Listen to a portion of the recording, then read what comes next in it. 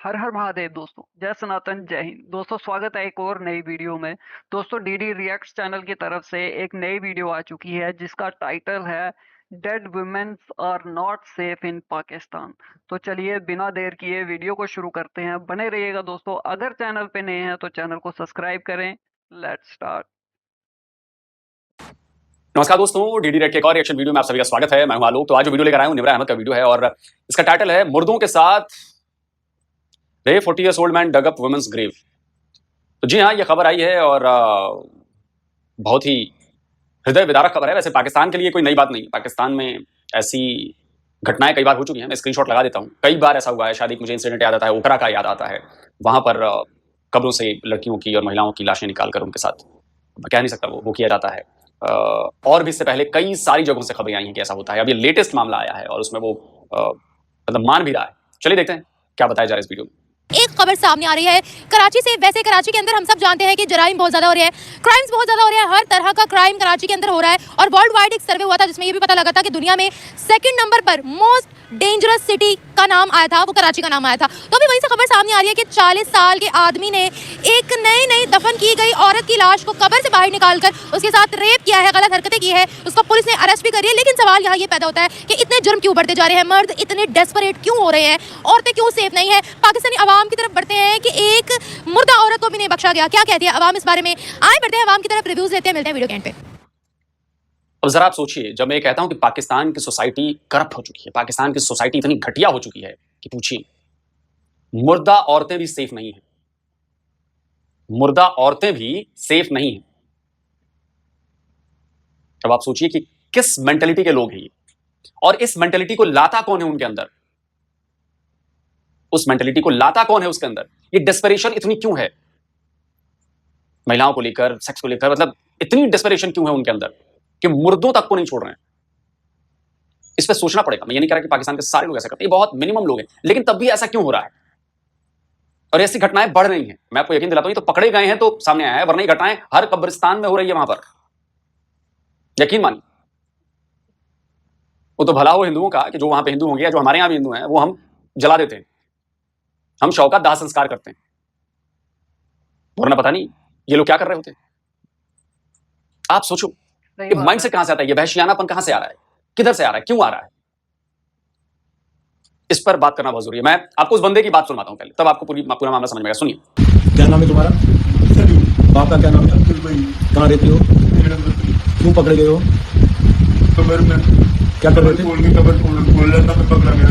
कब्र के अंदर तुम क्या कर रहे थे? कब्र के अंदर में कब्र उतार के हाथ फेर रहा था मुर्दे को। अच्छा, फिर वापस निकल जाता बंद करके। तुम इससे पहले कितनी कब्रों में गए? इससे पहले 3 कब्रों में हो। 3 कब्रों में गए, ये चौथी कब्र है। ये सर में तो तुम्हें कैसे पता चलता है ये औरत की कब्र है? ताज़े फूलों की ताज़े फूल होते था, उससे पता चलता है। तो तुम कब्रिस्तान में घूमते हो, ढूंढते हो, कब्र को ढूंढते हो, हैं? फिर कब्र कैसे, पाँव की तरफ से खोलते हो, सर की तरफ से? पैरों की तरफ से कब्र खोलते हो। फिर क्या करते हो? उनके देखता हूँ। फिर क्या देखते हो? तो औरत है कि मर्द, फिर औरत तो हाथ लगा के पानी को भी चले जाता हूँ, मान लो तो वापस बंद कर देता हूँ। तुम्हें अल्लाह से डर नहीं लगता? डर लगता है। तो मुसलमान हो, कलमा आता है, पढ़ो, सच बोलोगे? कितनी तालीम है तुम्हारी? कहाँ रहते हो? तो तुमने ऐसा क्यों किया?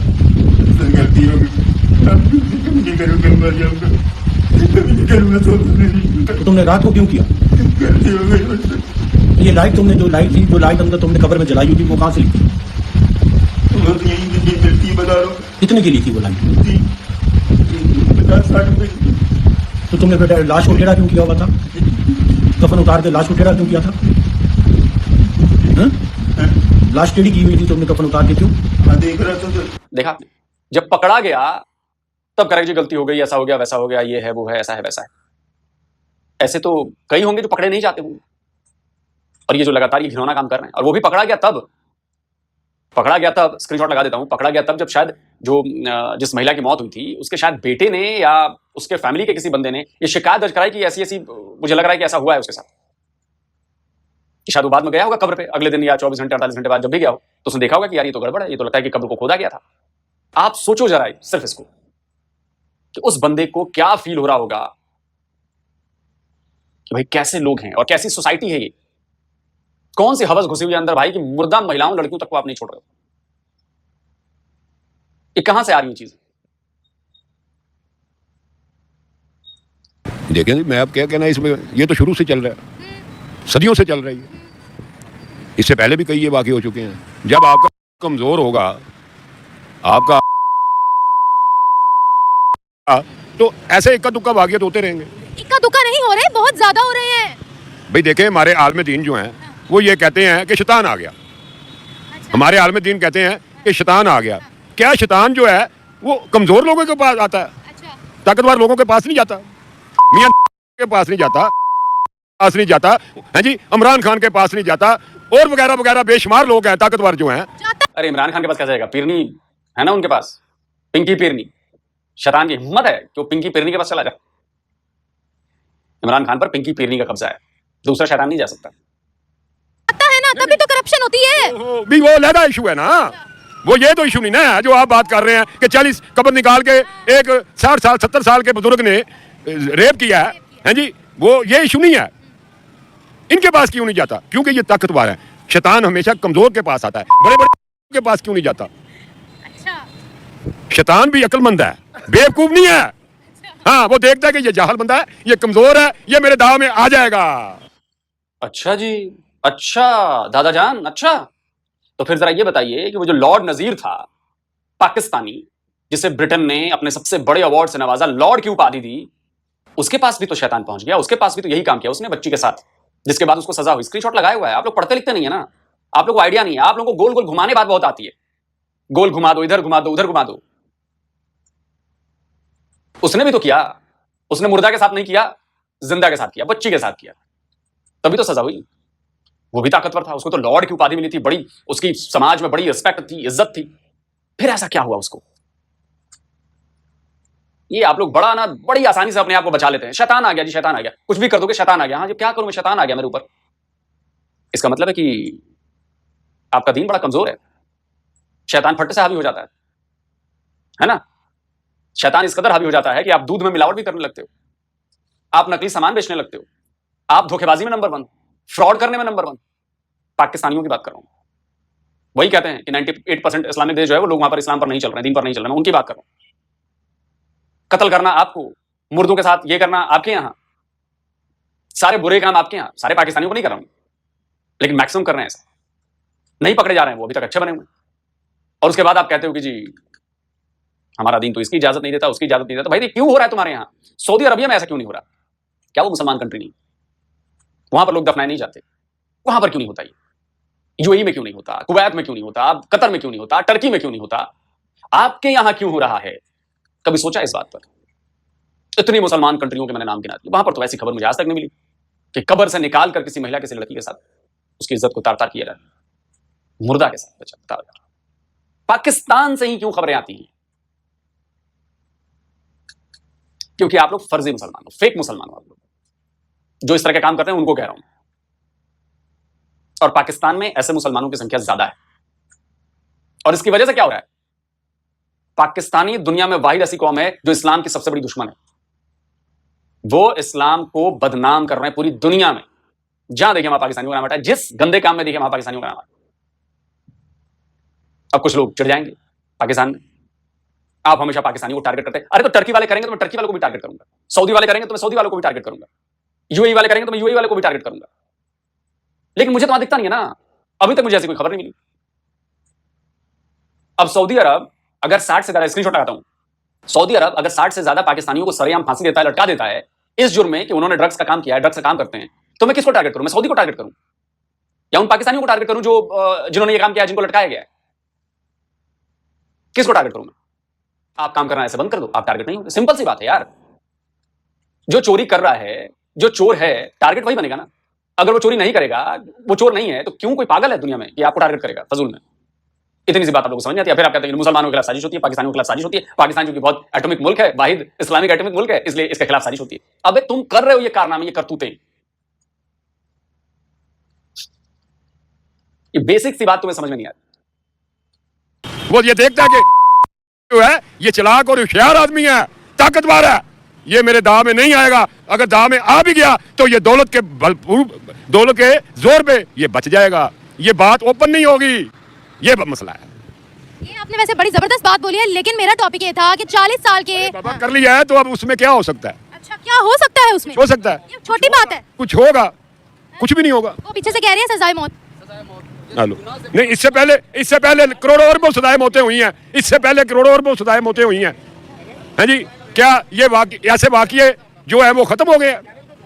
ऐसे लोग खत्म हो गए हैं? नहीं, मुझे ये तो इसका मतलब आप ये कह रहे हैं कि फिर छोड़ दिया जाए ऐसे लोगों को। जब सजाए मौत से भी लोग नहीं सुधर रहे हैं तो फिर कानून खत्म कर दिया जाए, सजाए मौत खत्म कर दिया जाए, जो कर रहे हैं उनको छोड़ दिया जाए। हाँ भाई, अब क्या कर सकते हैं, तो कुछ हो नहीं सकता, ये चीज बंद तो नहीं हो सकती। क्या वाहियात लॉजिक है। सजा इसलिए नहीं दी जाती कि काम रुक जाएगा, सजा इसलिए दी जाती है कि आपने गलत काम किया है, आपको सजा मिल रही है और उससे बाकी लोगों को सीख मिल रही है कि अगर ऐसा करेंगे तो इस तरह की सजा मिलेगी। अगर 100 में से 95 लोग इस सीख से लेकर डर के वो काम नहीं करते हैं, 5 लोग ही करते हैं, तो ये बेहतर है या आप बिल्कुल सजा छोड़ दो, सबको छोड़ दो, तो 100 में से 50 करने लगेंगे, वो ज्यादा बेहतर होगा। मुझे ये पता है मर्दों की तरबियत पर फोकस क्यों नहीं किया जाता? वो उनको ऐसे बनाया होता है जैसे पता नहीं कोई बड़े बादशाह इस जमाने। अब जो माशरा हमारा है ना, इस वक्त जो हालात हमारे माशरे में हैं, वो औरत भी गलत है, मर्द भी गलत है, दोनों एक ही कश्ती में बैठे हुए हैं। तो हमेशा फिर मर्दों की तरबियत पर फोकस क्यों नहीं किया जाता? औरतों को ही क्यों टारगेट किया जाता है? भाई, औरतों को क्यों टारगेट किया जाता है? क्यों नहीं किया जाता? औरत भी तो इसी माशरे का हिस्सा है ना। ये है कि वो जरा ताकतवर नहीं है, मर्द ताकतवर है। बेसिकली हाँ, सोच में भी ताकतवर है, लेकिन अब तो काफी फर्क पड़ गया। सोच में ताकतवर है। सोच में भी ताकतवर है। अच्छा, कैसे? सोच में जो कम सोच की लड़की है, जिसके दिमाग की ताकत कम है, मर्द उसको खा जाता है, होशियार आदमी उसको खा जाता है। औरत को कमजोर कौन बनाता है? मेरी बात सुने, आप जैसी ताकतवर औरत जो है, दिमागी ताकतवर है जी, वो किसी ना किसी दाव में आ जाती है। अल्लाह दे बंदे हो, पिंजरा लाओगे तो चूहा तो आएगा। तो वो मर्द भी तो आ जाता है ना। हर बंदे ने खिड़की लाई है, हर बंदे ने खिड़की लाई है कि कोई ना कोई चूहा आवे। तो चूहिया भी तो है ना। मेंटली सिक, मेंटली कमजोर मर्द भी तो हो सकता है। जो भी है, अल्लाह दे बंदे हो सकता है दिमागी मेंटल होवे, हो सकता है शैतान आ गया होवे। हैं जी, अच्छा, उसमें शैतान आ सकता है। मैं तो बनाया नहीं शैतान, साडे आल में दीना कोई जो सुनिया इसी वही कहना है ना। सही बात है, जो आपने सुना है, जो आपने देखा है बचपन से, जो आप तो वही बोलेंगे। मैं तो शैतान नु कभी वेखिया नहीं, मेरे ते कभी आया ही नहीं। में नहीं आया। मेरे ते कभी आंदा ही नहीं, जे आवे भी तो मैं चित्र ला लेना। क्या बात है, बड़े बहादुर है। फिर मुझे लगता है शैतान आपके पास आने से भी डरता होगा। मुझे ये बताइएगा, पाकिस्तान के अंदर रहते हुए हमने बहुत बड़े बड़े केसेस देखे हैं। सुन लें, आप सुन लें। कुत्ते का रेप हुआ, प्रेग्नेंट गधी का रेप हुआ, कुत्ते के अंदर सरिया घुसा दिया, ये रेप तक हमने देखे हैं पाकिस्तान के अंदर। हाँ, मैं आप तो बहुत बड़ी बात कर रहे हैं। मुझे पता है कि लोग जानवरों को भी नहीं छोड़ते, मुझे पता है। तो आपको लगता है कि मर्दों की तरबियत भी यहाँ पर लाजमी है? मेरी बात, ये नहीं मानेंगे। और एक तो आपने छोड़ दिया जो पिंक डॉल्फिन के साथ किया जाता है, स्क्रीनशॉट लगा रहा हूं, और पूरी दुनिया में छाती ठोक कर किया जाता है पिंक डॉल्फिन के साथ, लेकिन इस पर पाकिस्तानियों को शर्म नहीं आएगी। उनको लगता है कि ये तो गेम है। क्यों पाकिस्तानियों? पिंक डॉल्फिन के बारे में पता है ना, क्या करते हो तुम लोग उनके साथ? शर्म तो तुम्हें आएगी नहीं, शर्म तो तुम्हें नहीं आएगी। और निमरा, आपने तो एक चीज सबसे नॉर्मल चीज छोड़ दी, बकरी। बकरियां तो समझ रहे हैं ना, सबसे पहला शिकार बकरियां बनती हैं। मेरी बात सुने, देखिए मेरी बात सुने, सबसे पहले हमारे रियासत में तलीम नहीं है। तलीम नहीं है। अगर तलीम है तो वो आम बंदा जो है, कम आमदनी वाला, वो वहां तक पहुंच नहीं सकता। जब आपके पास अच्छी तलीम होगी, आपकी अच्छी सोच बनेगी। अच्छा, एक ये चीज है। नहीं, मैं इस बात से नहीं मानता कि अच्छी तालीम होगी तो आपकी सोच अच्छी होगी, बिल्कुल नहीं। मैं ऐसे कई लोगों को जानता हूं जो बहुत ज्यादा पढ़े लिखे नहीं है, लेकिन उनकी सोच इतनी जबरदस्त है। अच्छा चलिए, स्टीव जॉब्स कहां तक पढ़े लिखे थे? स्टीव जॉब्स का नाम सुना है? एप्पल के मालिक थे, एप्पल कंपनी बनाई, आईफोन बनाया, मैकिंटोश बनाया, जिसे आप कहते हैं सिस्टम यूज करते हैं, मैक जिसे कहते हैं। कहां तक पढ़े लिखे थे, आपको पता है? नहीं पता। वो कॉलेज कभी नहीं गए, ड्रॉप थे, कॉलेज ड्रॉप थे। लेकिन वो तो बड़े गजब के आदमी थे, वो इन्वेंटर भी थे, वो बड़े बड़े पढ़े लिखे लोगों की बैंड बजा देते थे। इसका कोई ताल्लुक पढ़े लिखे से, तालीम होने से नहीं होता है कि आपकी सोच कैसी हो, आपकी नीयत कैसी, इसका ताल्लुक पढ़े लिखे होने से नहीं। एक BMW में चलने वाले की सोच खराब हो सकती है और एक रिक्शे चलाने वाले बंदे की सोच बहुत आगे की हो सकती है और बहुत अच्छी हो सकती है। उसका तालीम से कोई मतलब नहीं। लोग ज्यादा जहलियत ज्यादा है पाकिस्तान में, ज्यादा जहलियत है। लेकिन इसके बावजूद एक बंदा अक्लमंद नहीं है, बेवकूफ है, लेकिन वो कह रहा है मैं अक्लमंद हूं, मेरे से बड़ा अक्लमंद ही कोई नहीं है। ਇਹ ਅਕਸਰ ਇਹ ਕੌਮ ਅਕਲਮੰਦ ਹੁੰਦੀ ਤੇ ਬੰਦੇ ਸ਼ਰੀਫ ਬਰਫ਼ ਵੇਚਣ ਵਾਲੇ ਫੱਟਾ ਲਾ ਕੇ ਬਰਫ਼ ਵੇਚਣ ਵਾਲੇ ਇਹ ਬੇਵਕੂਫੀ ਹੈ ਨਾ, ਇਹ ਬੇਵਕੂਫੀ ਹੈ। ਅੱਜ ਅਸੀਂ ਦਰਬਦਾਰਾ और साडा की ना है आलमे दीन का जरा आजकल और वीडियो भी चल रही है, कोई किसी का रिज़्क नहीं खा सकता। आवे मेरे को आवे, मैं उन्होंने साबित कर देना चीज कि बड़ी मच्छी छोटी मच्छी नू खा जाती है। मैं ना साबित करांगा, मेनू जो मर्जी तो आप बात ही ना करें ना। नहीं बात करनी, तुसी गल छेड़ दी है तो फिर चलन दे। मेरी गल सुनो, एक वक्त सी हमारे नबी करीम का एक वक्त था, उस वक्त 1400 सदियां हजारों सदियां पीछे, उस वक्त हमने सुना है, आलमे दिनों से सुना है, ये इमाम मस्जिदों से सुना है कि एक बंदे का रिज़्क बड़ा तंग था। एक बंदे का रिज़्क बड़ा तंग था, वो नबी सल्लल्लाहु अलैहि वसल्लम के पास गए, उन्होंने जाके अपना मसला बताया कि हमारा ये मसला है। उन्होंने कहा जाओ शादी कर लो। उन्होंने कहा शादी तो आगे मैंने की हुई है। उन्हें एक और कर लो, एक और कर ली, रिज़्क और तंग हो गया, जड़ी को रोटी बुरकी चलती थी वो भी गई। फिर गए, फिर दोबारा जाके रोए पिटे कि सरकार मेरा तो रिज़्क अगे तो भी खत्म हो गया, जड़ी बुरकी ऐसी हो भी नहीं रही। उन्होंने कि होर कर लो, होर कर लेती, वो बिल्कुल ही फुटपाथ से आ गए। और फिर गए, फिर जाके उन्होंने कहा एक होर कर लो। वो अल्लाह दे बंदे हो, मैं रक्षा चलाना, वो मैं शादी चार किस तरह कर ला, मेरा रिज़्क तंग है, मैं किस तरह चार कर ला। उसने तो 2 खजूरां के उत्ते शादी हो जाती थी, हुण किहड़ा 2 खजूरां के उत्ते बुढ़ी मैनू देगा। जे तो 2 खजूरां ते मैनू बुढ़ी मिल जाती है तो मेरा रिज़्क तंग है, मैनू भी 4 दे दो। क्या बात है। अच्छा ये हर बंदे ने अपनी दुकान चलाने वास्ते मन घाड़ गल्लां बनाईयां ने, ओनू चमकाया जिवें डेकोरेशन। तुसी कोई अच्छी बेकरी बनाते हो और कितनी खूबसूरत डेकोरेशन करवाते हो। वहाँ के जो जज साहबान है और हुकूमत है ना, फिल फॉर सजाए मौत दे दें, फिल फॉर। कोई लंबी तारीख नहीं है, कोई अदालत नहीं है, कोई वकील नहीं है, कुछ नहीं है, फिल फॉर ऐसी सजाए मौत दे कि पूरा पाकिस्तान क्या पूरी दुनिया देखे और लोग ऐसा कदम उठाने से गुरेज करें। मैं चाहता हूँ कि औरत की इतनी इज्जत है कि औरत से नबी पैगंबर पैदा हुए, तमाम नबी पैगंबर औरतों से पैदा हुए। औरत की इतनी इज्जत है कि मर्द से ज़्यादा, हमारे 1,26,000 से लगभग नबी पैगंबर हैं, सब औरत से पैदा हुए हैं। और औरत की इतनी इज्जत है, एक हम मई में मदर डे मनाते हैं, वो माँ का एक दिन होता है, तो ये औरत भी माँ ही है, बेटी भी एक औरत है, बहन भी है। मैं कहता हूँ कि जो आम औरत में आम औरत से ऐसे बिहेव होता है ना, तो उसको सजा तो सख्त मिलनी चाहिए। लेकिन जो मुर्दा से करता है ना, उसको तो अगर मैं उस वक्त जज होता ना तो मैं ऐसी सजा देता कि पूरी दुनिया देखती। गिरफ्तार हो गया वो, गिरफ्तार हो गया, उसके लिए कोई बुलाएगा, कोई वकील आएगा, कोई कुछ होगा, उसके पीछे कोई आएगा, कोई पीछे जाएगा, कोई बड़ी सिफारिश आ जाएगी, कोई कुछ हो जाएगा। लेकिन नहीं, मैं चाहता हूँ कि जैसे जज ने गिरफ्तार किया, अदालत ने पुलिस ने उसके पास लेके जाए, कल अदालत बन जाए, परसों बन जाए, 14 अगस्त के बाद बन जाए, फौरी अदालत उसको ले और कहे कि इसको ऐसी फांसी दो, ऐसी सजा दो कि जिसे दुनिया देखे। तारीख गवाह है, पाकिस्तान के अंदर जब जब औरत के साथ रेप हुआ है, औरत को टारगेट किया गया है कि वो घर से बाहर क्यों निकलती है, वो इधर क्यों जाती है, वो उधर क्यों जाती है। मर्दों को इनकरेज किया गया हमेशा। क्या कहते हैं आप, मर्दों की तरबियत इस माशरे में कितनी मैटर करती है? मैं ये कहूँगा कि औरत आदमी का एक बाजू है, एक शाना बशाना औरत खड़ी होनी चाहिए। औरत को पूरा हक हकूक है और होना चाहिए, मर्द के बराबर वो सारा कुछ काम करे, हर चीज़ मर्द के बराबर आए। हम तो कहते हैं 10 बजे के बाद औरत घर से बाहर क्यों निकलती है, ये नाम हमारे अपने अल्फाज हैं। हम ये चाहते हैं कि औरत मर्द के बराबर पैदा होती है, औरत मर्द के बराबर हकूक रखती है। जितने तकलीफ माँ बेटी को जन्म देती है उतनी ही बेटे को जन्म देती है, जितना हक माँ बेटे को पैदा करने में करती है उतना बेटी के लिए। और इसी तरीके से माँ बाप जब पढ़ाई कराते हैं तो उनको पढ़ाई भी बराबर में कराते हैं। आजकल पिछले एक भाई बोल रहे थे कि जहालियत का दौर है, मैं कहता हूँ ये जहालियत आज से 17 साल पहले थी, अब तो रोशनी का दौर है। आज तो कोई माँ ऐसी नहीं है कि जो अपने बच्चे को नहीं पढ़ाना चाहती। जब बेटी और बेटे को इकट्ठा पढ़ाती है तो बेटी और बेटी को हक भी बराबर मिलना चाहिए, बराबर मिलना चाहिए। भेदभाव हमारे घरों से ही शुरू होता है। हमें खुद ये कदम उठाना चाहिए, हमें खुद ये कदम उठाना चाहिए। मैं खुद बताते खुद हूँ कि मेरी बेटी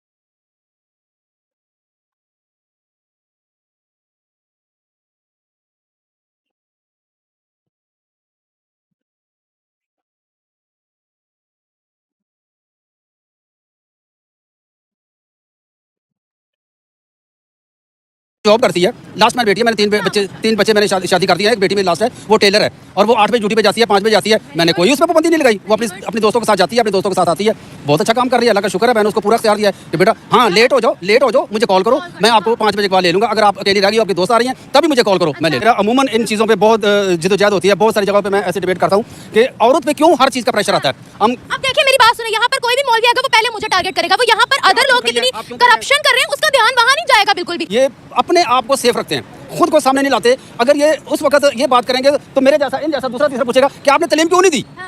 आपने क्यों नहीं उनको सिखाया? अब मैं टीचर हूँ, मैं बच्चों को कहता हूँ कि आपने बेटा अपने छोटे से बड़े से हर तरीके से अच्छे तरीके से पेश आना है। ये आपसे बड़ा है, इसको अंकल सलाम करो, आप खड़ी हैं सलाम करो। ये आपसे बड़ा, मैं आपसे बड़ा हूँ, मैं आपको कहता हूँ आप बेटा कैसे है।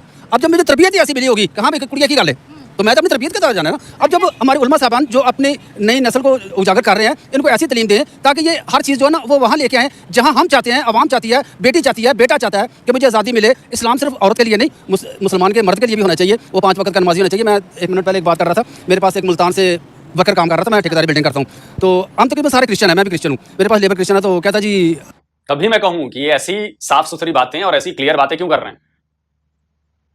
मैं तब से सोच रहा हूं कि मतलब पाकिस्तान के मुसलमान नॉर्मली ऐसी बात नहीं करते हैं। नॉर्मली, सबको नहीं कह रहा, नॉर्मली जो इनको मिलते हैं लोग नॉर्मली ऐसी बातें नहीं करते हैं। वो तो सबसे पहले टारगेट करेंगे तुम्हारे सिर पर दुपट्टा नहीं है, तुमने हिजाब नहीं कर रखा, तुमने बाल जो है वो पीछे दिख रहे हैं तुम्हारे, तुम लड़की हो, तुम काम कैसे कर रही हो।